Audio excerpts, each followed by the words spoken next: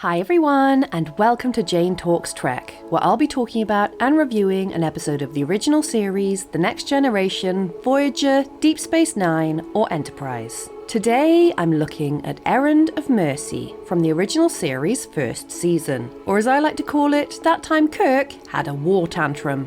This episode was requested by Ken Wheeler and Cynthia Warren. Thank you both for the suggestion, and let's get going. We begin the episode with Kirk discovering that Klingons may surprise attack them, so they need to head to Organia and claim it before they do. Spock says the locals are peaceful before Sulu spots something.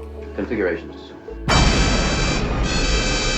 Wow, that made me jump. So a firefight breaks out, resulting in the destruction of the other ship. Well, damn! Starfleet declares war, so they rush off to Organia, and into the credits we go. Uhura gets a call about a Klingon fleet, so Kirk wants to go down to the planet and leaves Sulu in charge, after a stern talking to. He and Spock beam down, which doesn't faze the locals at all. In fact, they're warmly greeted by Aelborn, who says no one's really in charge. So Spock wants to nose around, while Kirk is taken to see a group of old guys who are clearly in charge. Kirk warns them that the Klingons are bad news and want to take their planet, so they need to buff up their defenses. But Aelborn doesn't seem bothered because they are simple people. Kirk lectures them and then gets mad when they don't listen, and while the old guys have a chat, Spock reports the planet is not progressing, nor are the people making any attempt to. Aelborn says they're still not interested, so Kirk offers them a bunch of stuff to help better their world, but hang on, gotta take this phone call. The Klingons are attacking the Enterprise, so Kirk orders Sulu to get the hell out of there. This old dude suddenly spouts out knowledge of the situation that even Spock's scanners can't confirm, so Aelborn says Kirk and Spock need to be protected, and then Kirk gets mad that they're stranded, but dude, you just told Sulu to leave. As the old G Klingons wander about, Kirk and Spock are given local clothes to try and blend in, but their weapons are taken off them. Aelborn says Kirk will blend in, but Spock sticks out too much, so he'll have to pass for a Vulcan merchant. What are you buying? Better hope it works, because here come the Klingons, led by Kor, who we've seen with a substantial glow-up in Once More Unto the Breach. He doesn't like the look of Kirk and wants to take Spock because he doesn't trust Vulcans, so Kirk sasses him, which he seems to enjoy, before announcing to Aelborn that he now runs the place, and he'll kill anyone who argues, but wants a representative, so of course he chooses Kirk. Me? I don't want the job. Kor orders Spock taken for examination, which Kirk doesn't appreciate, before he reads out the new rules which don't make a great deal of sense. And Spock is brought back in, apparently cleared as a Vulcan merchant, so not sure how he pulled that one off. Kor mentions the Klingons can mind rip and see all of someone's thoughts. I wonder if that gets mentioned again. And he kicks Spock out with a warning before telling Kirk to get to work. Keep the people in order. It is your responsibility. Outside, Spock tells Kirk to avoid the Mind Ripper before walking into a Klingon who Kirk wants to punch, but Spock stops him, and then they talk real loudly about their mission, right next to another bunch of Klingons. Real smooth.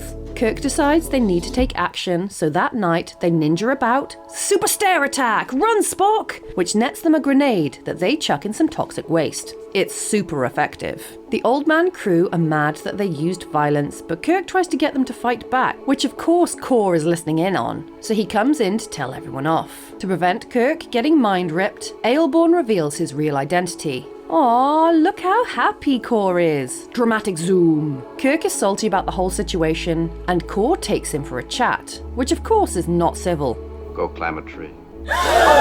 And he threatens to kill Spock and mind rip Kirk and gives him 12 hours for something? It's not really clear. Get in the cell. Wait, I thought these people were peaceful. Why do they have a jail cell? Anyway, the boys discuss their options and Aelborn comes to bust them out, but Kirk doesn't trust him, especially when he takes them to the most obvious hiding place. A guy reports Kirk and Spock's disappearance to Kor, although he says there's no way they could have escaped. High five! Oh, and Kor is pissed. Kirk is restless, and Spock has questions Aelborn is too chill to answer, while Kor announces they are to be returned before he apparently kills 200 Organians. Kirk wants their phasers back and takes his frustration out on Aelborn's chair until he finally agrees, although warns it won't make a difference. Kirk and Spock take out 2 guards and advance, so nap time for these guys, and Core flounces into his office before Kirk chokes this guy out and busts in to see Core, but they have a little chit-chat. Core says his fleet is currently battling a Federation fleet and thinks they'll win, before Klingons try and stop Kirk, but they all drop their weapons and can't touch each other thanks to Aelborn and his posse, who says the ships in space are out of action too. Core and Kirk are pissed that they can't fight and bitch at each other, but Aelborn says tough, it's done.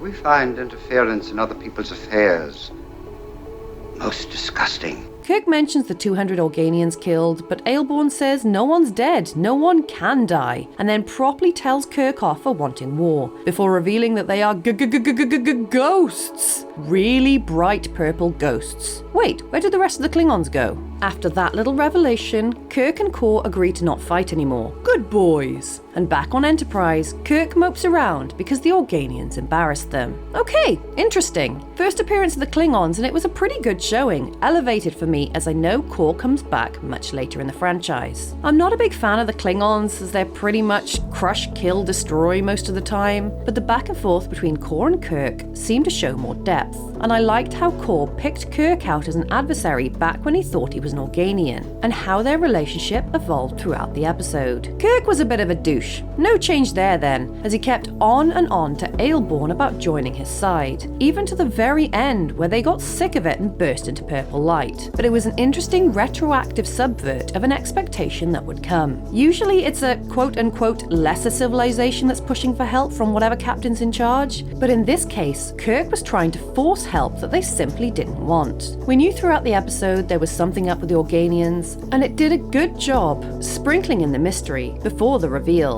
Although I was expecting cat's paw style shrimp worms in the end. Kirk was a bit too stroppy for my taste, but a good enough episode. So there you have it. That was Errand of Mercy. If there's an episode of Star Trek you'd like me to cover, pop it down in the comments below or come say hi on social media. If you enjoyed this video, then please hit that like button, it really does mean a lot, or consider subscribing if you want to be assimilated into my channel. Alternatively, feel free to check out my other YouTube channels. Thank you so much for watching, I'll speak to you soon, and live long and prosper.